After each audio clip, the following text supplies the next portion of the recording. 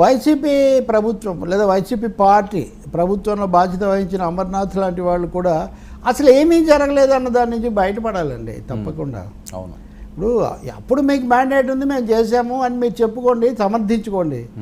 కానీ ఇప్పుడు వచ్చే విమర్శలు తప్పైనట్టు, చేసేవాళ్ళు తప్పైనట్టు మీరు ఎలా చెప్తారు?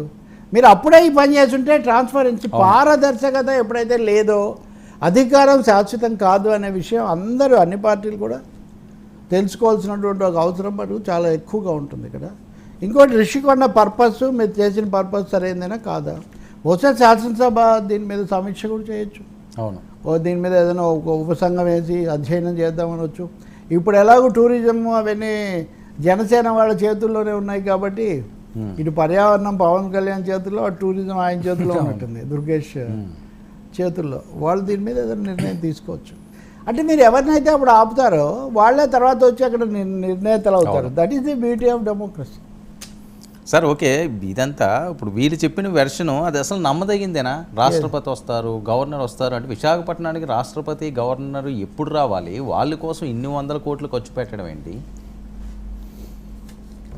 దాన్ని తేల్చాలి ఇప్పుడు వాస్తవంగా. ఇప్పుడు హైదరాబాద్లో రాష్ట్రపతి నిలయం బొలారంలో ఉంటుంది, దాన్ని ఎలా కాపాడుతూ రాష్ట్రపతి భవనం కింద దానికి చాలా, అందుకనే ఈ మధ్య వాటిని తెరుస్తున్నారు కూడా. ఇవన్నీ సాకులు, సమర్థనలే.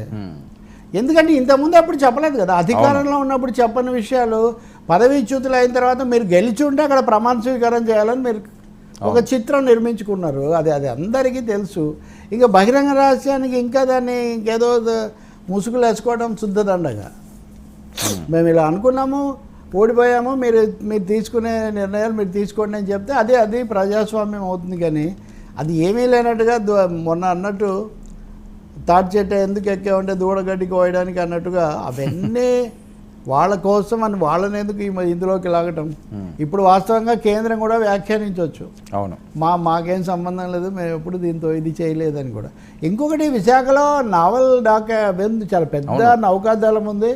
రాష్ట్రపతి సర్వసైన్యాధ్యక్షుడుగా రాలుగా ఇప్పుడు ఆమె అయితే వాళ్ళు సహజంగా ఎక్కువ అక్కడ అతిథి గృహాలు వాళ్ళు అక్కడికి వెళ్ళడం, వాళ్ళకి అక్కడ సెక్యూరిటీ కూడా చాలా బ్రహ్మాండంగా ఉంటుంది. అందుకని అది కేవలం అది అతికే సమర్థన కాదు, అది అత కదా అసలు.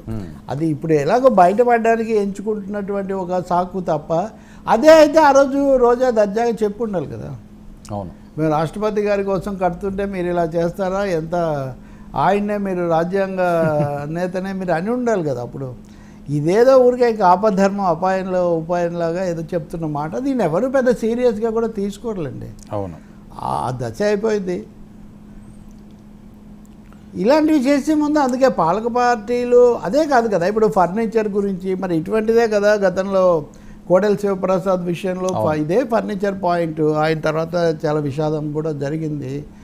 ఇప్పుడు మా మీద చేస్తున్నారంటే అంతకుముందు చేసినవన్నీ ఇంకా అంతే కదా.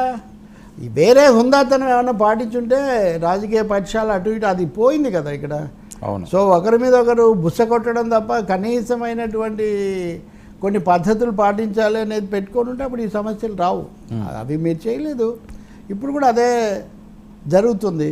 దీనికి ఎక్కడో చోట మళ్ళీ ప్రజల తీర్పులే మార్గం అంతే.